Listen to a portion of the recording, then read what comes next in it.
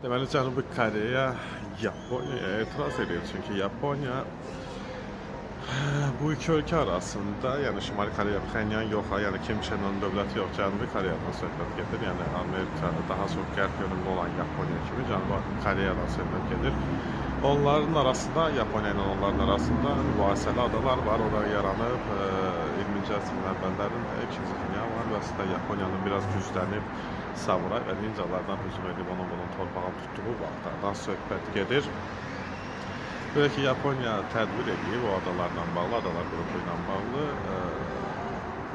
Cənubi Koreya da buna etiraz edib ki, o Cənubi Koreyanın ərazisidir və bildirib ki, həmin adaların altında onların o strateji mövqeyindən, əhəmiyyətindən əlavə qaz, təbii qaz hidratları ilə zəngindir. Yəni, o adalar bu qaz yataqlarının üzərində yerləşir. Hələ icad olunmamış, belə deyim, oradan qaz hasil olunmamış yataqlardan söhbət gedir.